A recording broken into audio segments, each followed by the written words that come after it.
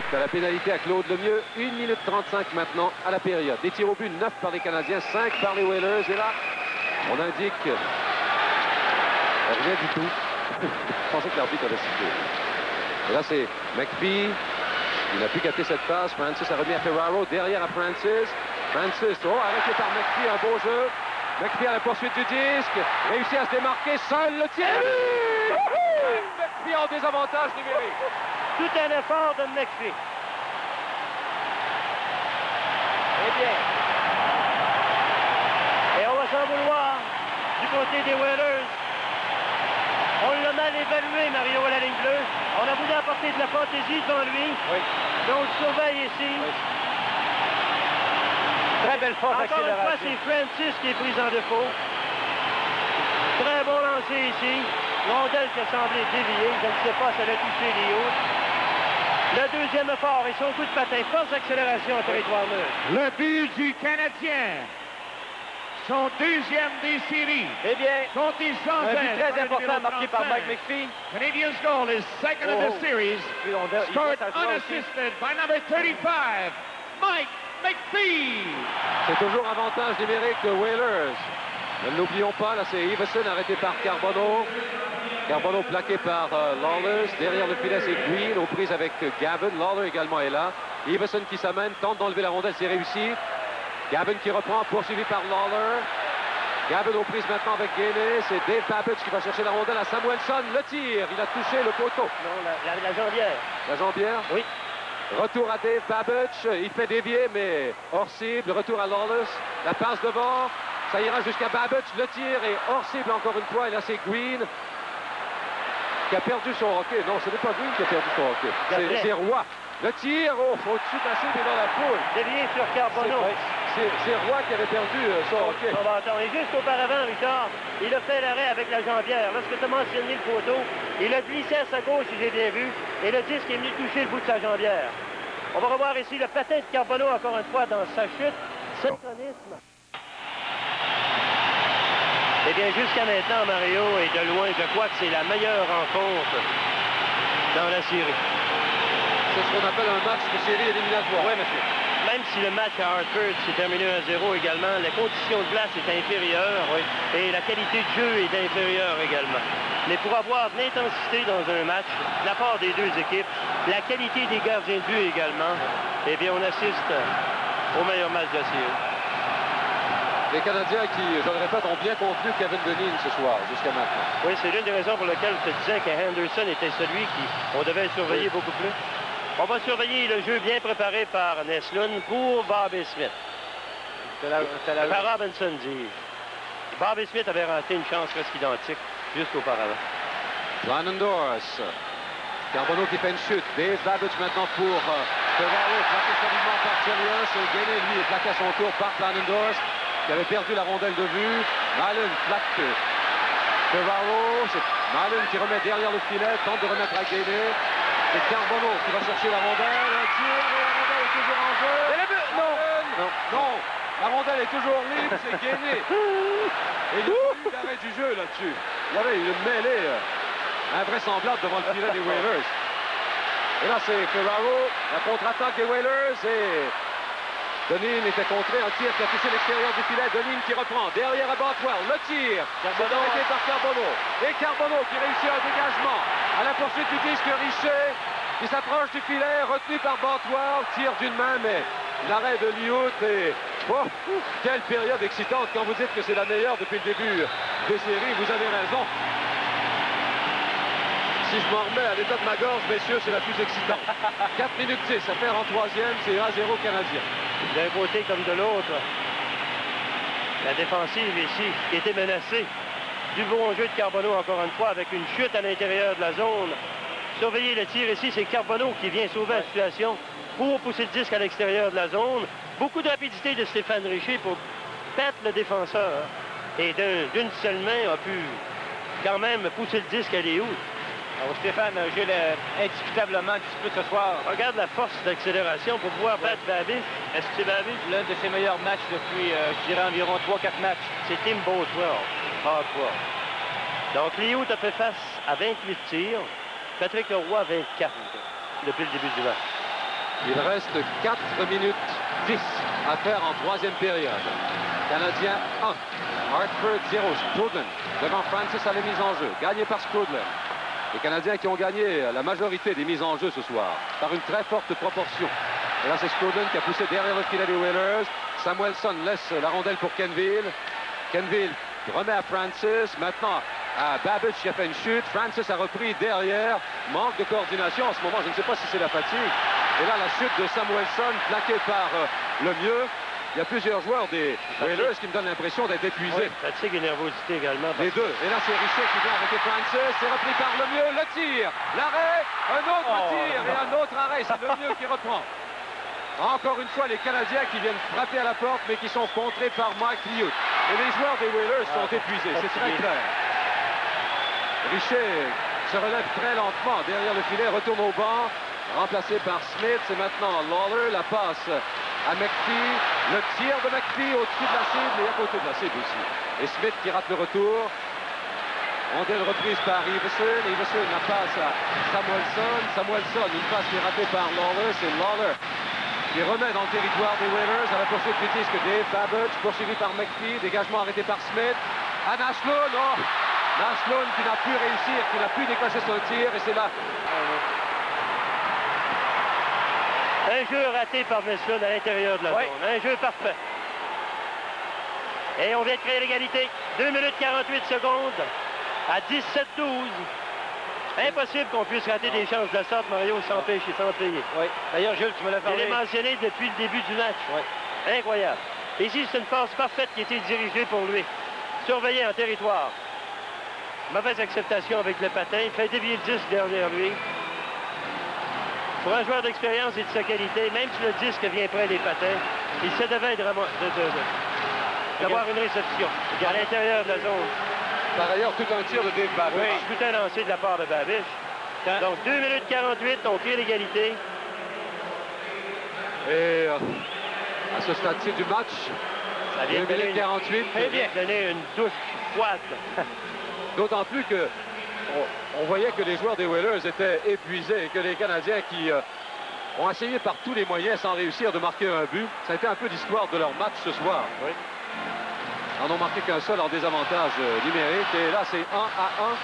Et c'est un tout autre match avec 2 minutes 40 à faire en troisième. Voilà Smith. Smith qui perd la rondelle, reprise par Nesloan à McPhee, mais hors jeu. 2 minutes 35 à faire en troisième. C'est Canadien 1, Hartford 1. 8 secondes à la troisième. Il y a Chelios, Lawler chez les Whalers. Dave Babbage, Flanendorf, Gavin, Francis et Tippett. Ils en jouent au centre de la patinoire. Gagné par Carbonneau. La rondelle va à Chelios. Chelios, un tir derrière le filet des Whalers. C'est Liut qui sort pour intercepter. Laisse la rondelle pour Dave Babbage. Dégagement dans la foule avec 39 secondes à faire en troisième. Donc, on aura une mise au jeu à la gauche du filet de Mike Liut. Alors, fort probablement qu'on va revoir Doug Jarvis. Robinson vient remplacer Lawler. Chelios reste là et c'est Gainé, Carbonneau et Nyland toujours. Samuelsson s'amène sur la patinoire pour les Whalers. Jarvis est effectivement là. De même que Gavin, Flanendorf et Tippett. Ce sera Carbonneau devant Jarvis à la mise en jeu. Quand on parle de deux équipes de talent égal, on ne peut pas trouver mieux que ça. 3-3 dans la série, 1-1 avec 39 secondes à faire en troisième. Et là, c'est Carbonneau le tir. Et il a raté le point gauche. Retour à Tippett. Dégagement arrêté par Chelios, mais qui perd par la suite à Tippett. C'est repris par Gainé. 25 secondes à faire en troisième. Flanendorf plaqué par Carbonneau. Gainé qui reprend. Gainé qui bataille dans le coin gauche. Là, c'est Tippett qui est plaqué par Nyland. Chelios, un tir. L'arrêt était fait par Samuelsson. Un tir raté par Robinson. Une passe devant. Et avec 8 secondes à faire, c'est la sortie de Gavin. Gavin repris par Carbonneau. Son tir est arrêté par Chelios. 3 secondes. Et la troisième période prend fin sur cette note. Eh bien, messieurs, nous allons en prolongation. Et ça, au cours de la saison, ça n'a pas été très profitable aux Canadiens. Ça n'a pas été profitable non plus en séries éliminatoires, puisque dans le seul match de prolongation disputé à Hartford, Les Whalers ont marqué un but, c'est Dunning, après 1 minute 7 secondes du début de la prolongation. Et l'affiche en saison, je sais que mes deux acolytes ne veulent pas en parler parce qu'ils sont superstitieux un peu. C'est moi qui vais le dire. Une seule victoire. Ils ont quand même remporté une victoire avec 7 défaites et 6 nuls. Et là, Roy, oui, qui a donné un coup de hockey sur le cordage de son filet. Eh bien, 10 minutes de prolongation qui s'en viennent. Et 20 minutes. qu'est-ce qu'on peut conclure là-dessus? Qu'est-ce qu'on peut conclure? Eh bien, On moi... va conclure qu'on va faire une pause, messieurs.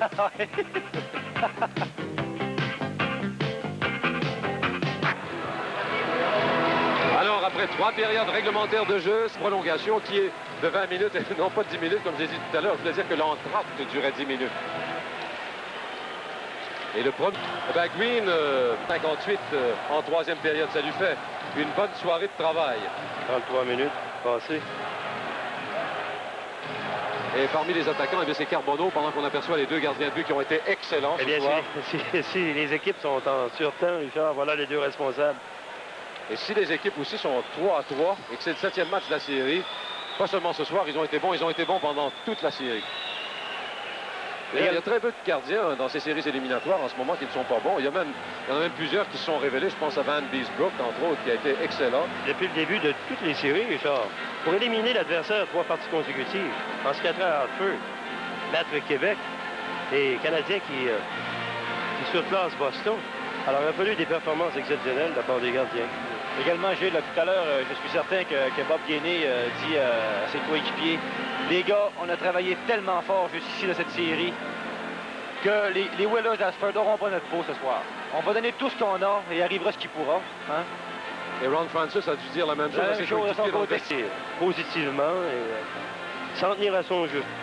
Il y avait un peu trop d'eau tout près du début de Mike Liut. Il ne faudrait pas tout à coup que Bobby Smith devienne un Guy Carbonneau et vice-versa. Hein? Chacun son rôle à jouer. Chacun son rôle à jouer et continuez de le faire. N'éloignez pas le jeu qui vous a fait graduer dans la Ligue nationale. Non. Parce que vous éloignez des bases. Les marqueurs sont là pour marquer des buts et les joueurs défensifs sont là pour empêcher des gros trios de l'autre côté. Et à surveiller en particulier, on l'a un peu moins vu ce soir, mais Kevin Dunning, l'homme des grandes occasions chez les Whalers. Pour les Canadiens, pendant qu'on s'affaire toujours à enlever l'eau, le surplus d'eau qu'il y a sur la patinoire, il faut dire qu'il a fait très chaud aujourd'hui, Mario. Également, Richard, pour en venir à Kevin Dunning, on sait l'effort que ce bonhomme-là a donné lors spécialement des 3-4 derniers matchs pour les Whalers. Alors, si Kevin Dunning, comme ce soir, n'a pas marqué, alors ça veut dire que des fois, c'est d'autres joueurs également qu'il faut qui contribuent au succès de l'équipe. Ce n'est pas toujours les mêmes joueurs qui doivent marquer des buts également. Eh bien, déclarait lui-même que l'avantage de patinoire ne voulait rien dire dans un 7e match. Mais chose certaine, que la qualité de la glace ici au Forum est supérieure à ce qu'on voyait à Hartford. Probablement qu'ils sont également... Ils sont capables de donner un meilleur rendement. Et également, lorsqu'on joue à domicile, Mario, il ne faut pas s'en éloigner non plus. On connaît la patinoire un peu mieux que celle d'Hartford. Oui. On se sent plus à son aise. Oui. Tu mentionnais toi-même durant le match qu'il y a certains joueurs chez l'adversaire qui ne jouent pas le même jeu lorsqu'ils jouent à l'extérieur. Tu parlais des défenseurs qui frappent un peu moins. Donc, ça a quand même une certaine importance, signification. On se bat toute l'année pour avoir l'avantage de la glace, et quand vient les séries éliminatoires, on se fait croire que c'est pas important. À qui? Est-ce qu'on se compte des mensonges? Premier diagnostic pour ce qui concerne Stéphane Richer, contusion au genou droit. Ça nous vient de notre collègue Camille Dubé qui arrivait de la salle de presse. Sauf que ça peut être plus grave que ça, évidemment. Ça, c'est un premier diagnostic. Sans doute qu'il a été transporté à l'hôpital pour des examens. Alors, je pense qu'on est prêt à commencer. Pour les Canadiens, Green, Robinson, Nyland, Gainey et Carbonneau pour les Whalers. Il y a Anderson, Dunning, Ferraro, Samuelson et Kleinendorf. Le match a duré 3 heures jusqu'à maintenant, au moment où commence cette période de prolongation. C'est Robinson qui a reçu la rondelle, une passe qui a touché Anderson et la rondelle qui tombe sur le banc des joueurs des Whalers. Eh bien, Gilles, quand on parle de 10 minutes d'entraque au lieu de 20 minutes, on peut apercevoir ici qu'il y a quand même un peu d'eau partout sur la patinoire parce que la glace n'a pas le temps l'eau n'a pas le temps de geler sur la glace. Non. Alors, c'est la raison pourquoi on voit de l'eau présentement sur la patinoire. Carbonneau qui vient de gagner sa mise en jeu encore une fois contre Ferraro. Green fait dévier derrière le filet des Whalers. Nyland qui va bloquer Samuelson solidement. Un tir qui est hors cible. Samuelsson va chercher la rondelle dans le coin droit. Intercepté au centre par Robinson. La passe est trop longue pour Nyland. Une passe complétée à Anderson. Anderson qui remet à Ferraro qui n'a pu maîtriser la rondelle. Et c'est Gainey qui reçoit la rondelle en zone neutre. Gainey, la passe pour Robinson. Robinson pour Carbonneau. La rondelle est libre devant le filet. Le tir et 2 arrêts. 2 arrêts de Newt et là c'est Gainey qui n'a pu garder la rondelle et la contre-attaque des Whalers domine, qui a remis à Ferraro. Ferraro qui joue bien le tir. Il a fait une passe au lieu de tirer et on s'est retrouvé dans le coin droit. Rondelle libre prise par Robinson qui remet à Nyland. Nyland devant Kenville, pousse la rondelle derrière le filet des Whalers. Changement complet chez les Canadiens. Le mieux en compagnie de McPhee et de Strudland. Lawless un tir dans le coin gauche. Babush arrêté par Ludwig. Là c'est Strudland qui remet à Lemieux. Lemieux rapidement dans le territoire. Son tir a touché Bothwell. La rondelle lui revient. Un autre tir du revers hors cible. C'est Strudland qui tente de remettre à McPhee arrêté par Francis. Francis par la bande pour Babush. Et c'est Babush qui finalement intercepte mais sa passe est reçue par Lemieux. Un tir de Lemieux qui a touché Bothwell. Dégagement jusqu'au centre, Francis qui reprend, pousse la rondelle dans la zone du Canadien après avoir essuyé la mise en échec de Claude Lemieux. C'est Chelios qui perd la rondelle, c'est Kenville qui remet à Tippett. Tippett plaqué par Lemieux, Naslund qui reprend par la bande. Une passe pour Chelios, mais c'est Tippett qui reçoit la rondelle encore une fois et c'est Smith maintenant qui remet à Lemieux. Plaqué solidement par McDermott. À la poursuite du tir, c'est Samuelsson. Derrière lui, Naslund. Laisse la rondelle dans le coin pour Kenville. Kenville qui réussit à remettre à McDermott. Attaque à 3. McDermott, on tire à toucher Chelios. Derrière le filet, c'est Green qui remet à Chelios. Chelios pour une passe qui aurait pu être interceptée. Et là, c'est Naslund qui fait dévier jusqu'à Kleinendorf. Changement encore une fois chez les Canadiens. Kleinendorf poursuivi par Naslund. La passe à Robertson, qui n'a pu la capter. Dégagement de Lawler, hors-jeu. Et on reprendra en territoire neutre, tout près de la ligne 2 des Canadiens. 2 minutes 41 secondes découlées en période de prolongation. Je vous assure qu'aux lignes bleues, Mario, il y a plusieurs arbitres. Oui. Eh bien, Gilles, quand même un fait qui est quand même intéressant. Les joueurs canadiens, durant les séries, on a eu cet hiver des cours qui ont été donnés par la médecine sportive sur l'alimentation. Et durant les séries éliminatoires, les joueurs mangent beaucoup et même énormément de pâtes alimentaires. Alors, je suis certain que le spaghetti que les gars mangent à midi, il va sûrement ça. Excellent. Surtout quand on a besoin d'endurance et de résistance. Là, c'est Green. Green qui remet à Carbonneau. Carbonneau en compagnie de Nyland et Gainey, arrêté par Robertson. Et c'est repris par Kleinendorf, qui a remis à Robertson un tir à la gauche de Roy. Rondelle qui revient devant le filet, reprise par Green. Green, le relais à Lawler. Descente de Lawler par la bande, c'est pour Nyland ou Strudland. Strudland un tir derrière le filet. Strudland qui joue en compagnie de McPhee. Les défenseurs sont Robinson et Ludwig. Une rondelle qui est reprise par Deneen. Deneen qui fait une chute. Rondelle maintenant qui va à Strudland qui remet au centre de la patinoire. Chute de Lemieux. Samuelsson reprend le relais à Bothwell. Bothwell à Ferraro. Ferraro qui perd à Lemieux, reprend. Remet à sa droite à Samuelsson. Un tir à la droite de Roy. C'est Robinson derrière son filet maintenant. Bientôt 4 minutes découlées en période de prolongation. Et c'est la poussée de Robinson. Point gauche plaqué par Babush. Et Ferraro qui va tenter d'organiser une attaque pour les Whalers.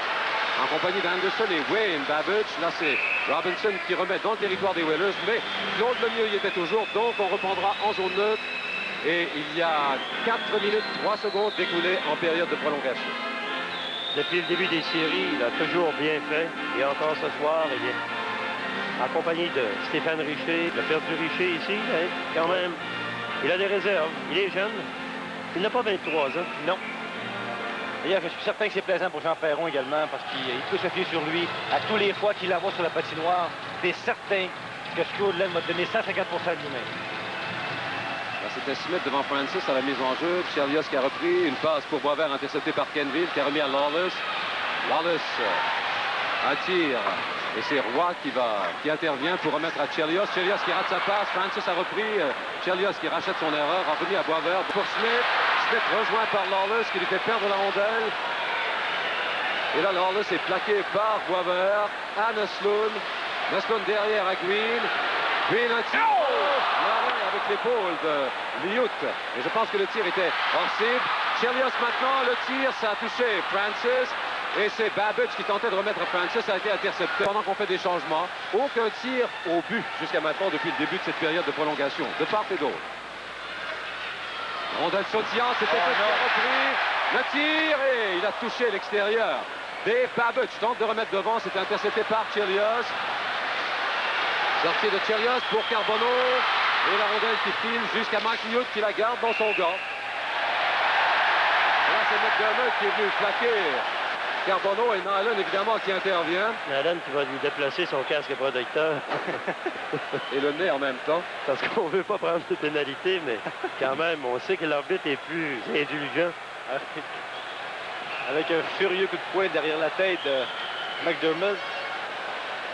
Et ça n'ira pas plus loin. Avec maintenant 5 minutes 12 découlées en période de prolongation. Mise en jeu à la gauche de Mike Liout. Je pense qu'on s'est souhaité bonne chance. Ouais. On va surveiller ici Carbonneau qui va déconcentrer, tente le tout pour le dos. Il le sait. Il est bien protégé. Du coup, oups. Voilà Nyland. Point. Mais Carbo était audacieux un petit peu. Oui, oui. À la John Ferguson, Mario. Position. On tente des pénalités doubles. Alors c'est Kleinendorst et Nyland qui sont chassés. Et le jeu va reprendre à la gauche du filet de Liout. Attendons voir qui Jean Perron enverra dans la mêlée. Lawler est sur la patinoire. Ludwig, Carbonneau, Gainé. Le mieux, McPhee et Scrudlin. Oui, pour le moment, disons qu'il y a 2 joueurs de trop.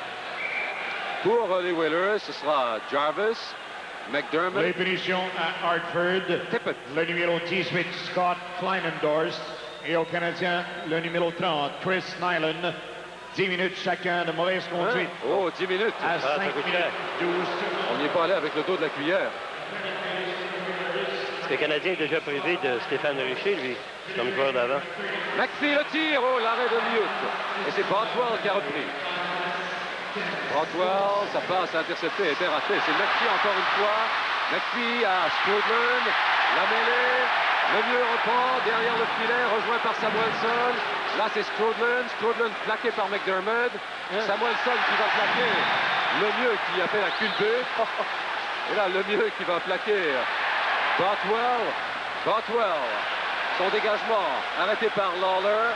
Lawler à McPhee, mais il a perdu à Tippett. Et c'est le mieux qui reprend derrière le filet. Une passe. La rondelle libre. Reprise par le mieux. Le tir.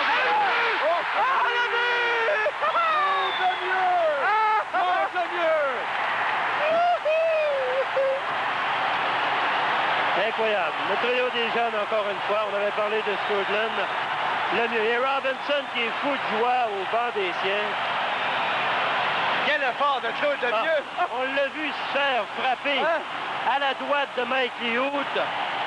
Il a été le premier à revenir frapper 2 défenseurs successifs. Je pense à Merzen, je crois au Samuelson.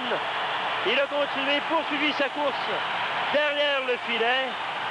Et de peine et de misère revient pour un lancer du revers puissant. Une rondelle qui est venue toucher le filet, qui est ressorti aussi vite. Bon, 2 formations qui ont vraiment donné le maximum. Oui.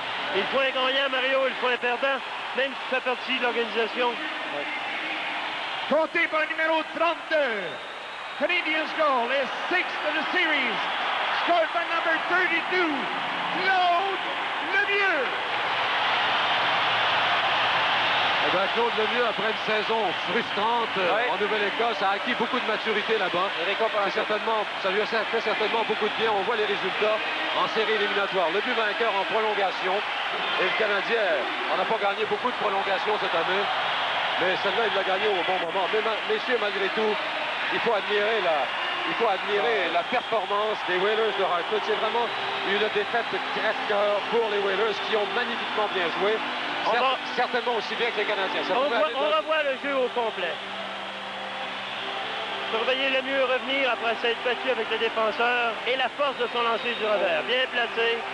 La rondelle qui a mis toucher la porte Ça a supérieure. été juste. Oh, ça a été juste.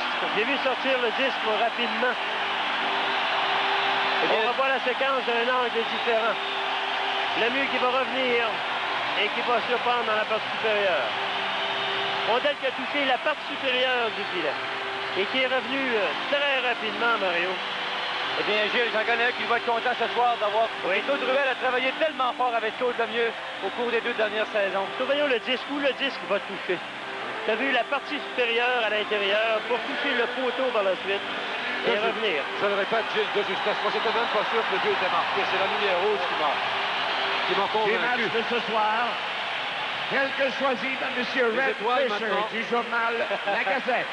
On voit Claude Lemieux. Ladies and gentlemen, here are tonight's Molson's 3 stars, as selected by Mr. Red Fisher from the Montreal Gazette. La première étoile, the first star, Patrick Roy. Oui, une fois que tu n'as pas volé, Gilles. Il pourrait avoir la première étoile pour toute la série. oui. Toute une La deuxième performance étoile, incroyable. the second star, Mike Liut. Donc voilà une bonne décision également et Claude Lemieux. Et la Oui, troisième le but gagnant étoile, the sur third temps. star, Claude Lemieux.